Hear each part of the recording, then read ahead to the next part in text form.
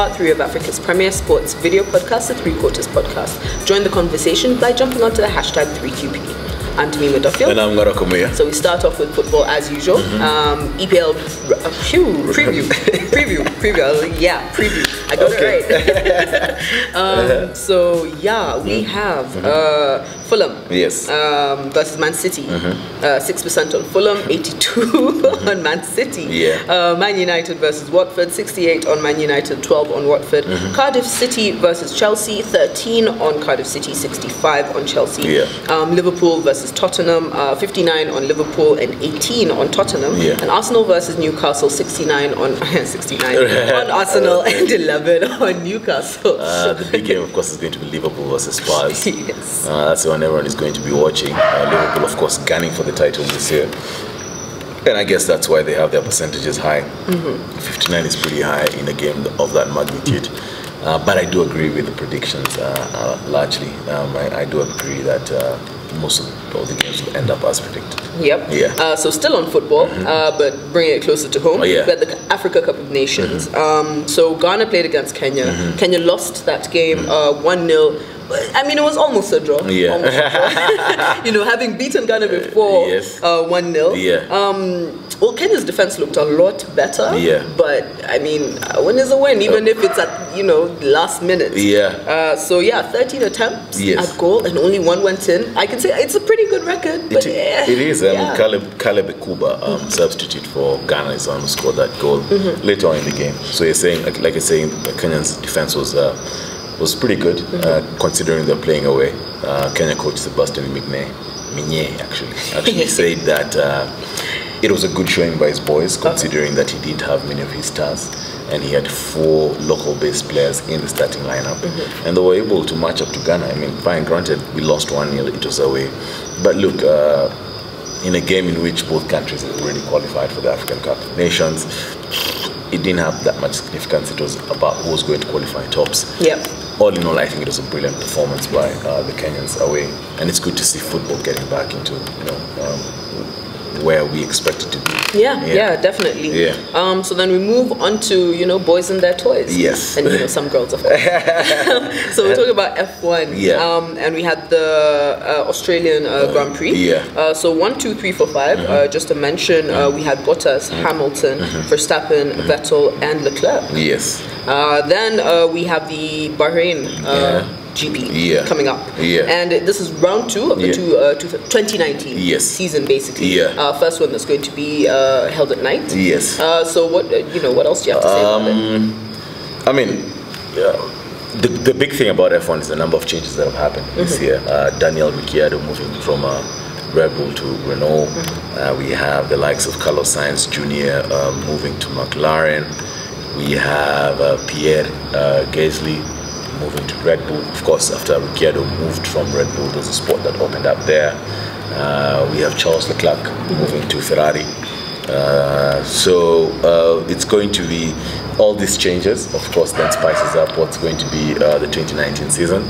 Mercedes have started very strongly, with Bottas and Hamilton finishing in first and second in Australia. So we wait for Bahrain. I'm sure it's going to be interesting. We see, especially I really want to see how the new guys, the guys who've shifted the teams, I really want to see how they're going to be performing in the new colors. Definitely. Yeah. So now we move on to our bonus topic, and we'll talk about all this that's been going around about LeBron James. Yeah. And his partnership with 2 Chainz, which basically has him as executive producer or like A&R, depending on how you want to put it. Yeah. And this is for his new album, which is Rap or Go to the League. Yeah. So this I mean, the title says it all. Yeah, that's what I was thinking. As in, it's sort of self-explanatory. And LeBron was kind of there saying how, I mean, when you were younger, you didn't quite realize the impact that music had in your life, but it helped him through, tough times. It helped him through a lot, basically. And those were basically the options that he saw and very many African-American people see. Yeah. Like, it's either music or basketball. Like, that's it. Or sports. Or sports, basically. Yeah. So, he says music has always been a big part of his life. Yeah. And this is just, like, he's proud to basically put his name on this. Yes, artist and repertoire. Actually, I had to read about that. He's the person who's basically responsible for the artist, everything. He's like the liaison between the record label and the artist, and is responsible for everything until the album drops. Yes. So that's what LeBron James did. I just want to correct 2 Chainz. I'm sure he's not going to watch this, but hopefully if he watches this, LeBron James is not the biggest athlete in the world. Oh my God. That's what he said, the biggest athlete. Yeah. Just goes to show you how America lives in a bubble. Like, you don't know any other athletes. Yeah. But anyway, from a business perspective, for LeBron, I think it's a very good thing. Yeah. It's excellent to think to that degree. And the 3 guys I normally like looking at from a business perspective, in basketball at least, with the earnings that they make in basketball, is LeBron James, of course, is Kobe Bryant, what he's doing nowadays post-retirement, and this Shaquille O'Neal, what he's been doing post-retirement. To bring it back home, because that's where the discussion is heading, on basically whether if it can be replicated here. It's a non-starter. It can't happen in just now, because number one, our sports people are not even considered celebrities. Let's start there. Sports is still a pastime. It's not a business. Let's start there. Number 2, there's little or no association between our musicians and our sports artists, or rather our sports people, our musicians and our sports people. The closest I can think of, and you can correct me if I'm wrong, the closest I can think of is Calligraph Jones and Pod, which is basically Curtis Lilako and George Asin of KCB. Actually, I have another example. Little to not known at all fact. Joshua Chisanga. Actually studied at the Homeboys Academy, basically. Not the DJ one. The other one, MTA. And he's actually a music producer. So that's the other close example I would come up with. He's a music producer, but I'm saying in terms of association. In terms of association, in terms of association. So we don't have too many. How many musicians in this country can you sit down and say they actually know what happens in the local sporting scene? Close to 0. The person who I know was a bit involved, and even him, he fell off the wagon, for lack of a better word, was Collins Majale, Colo of Klepto, because back in high school he was a very big rugby fan, and he still maintained that for a while, at least for the international games. So it's a non-starter in Kenya. It can't happen here. There's no association between our musicians and our sports people, and therefore such an idea cannot happen in Kenya. I don't see it happening now, at least until musicians are already making money. When these guys started making noise about playing Kenyan music, that was pushed by Joe Mishiro, and in my head I was like, shouldn't you also be pushing for watch Kenyan sports or watch your local sports?